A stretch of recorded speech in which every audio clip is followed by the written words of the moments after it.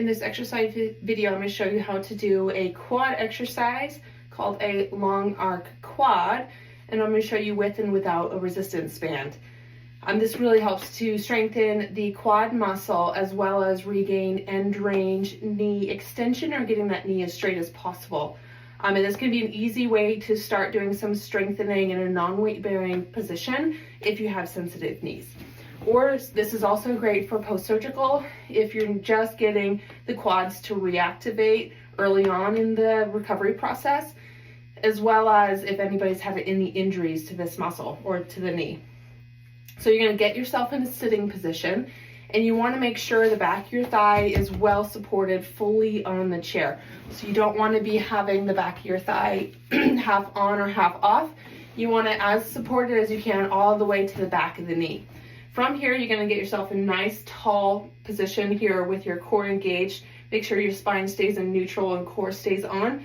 So that way, when we're doing this exercise, we're not getting a lot of excess motion in other places that we don't want movement. So you can see I have the table slightly elevated, so my heel is slightly off of the ground when I'm all the way at the bottom. This is ideal, so that way you don't have any resistance of your foot dragging on the floor.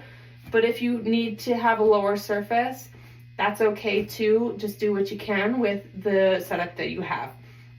So without any resistance, this is the basics of the movement. Nice tall posture, core engaged, make sure the spine and pelvis all the way up to your head stays in neutral. You can support yourself with your hands if you need to. From here, you're going to flex the toes up towards your shins. You can see I'm pulling my toes up, and then I'm going to start to straighten out that knee, squeezing the quad muscle. I'm trying to straighten this knee as much as I physically can without causing a lot of pain.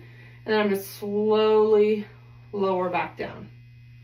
Kicking all the way up, pause, slowly lowering back down. Now you can see that as I'm kicking up, nothing else in my body is moving.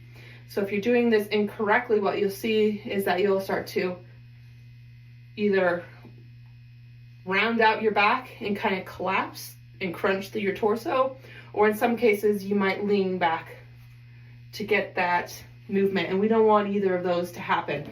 So keep everything stable through the spine as you're doing the long arc quad.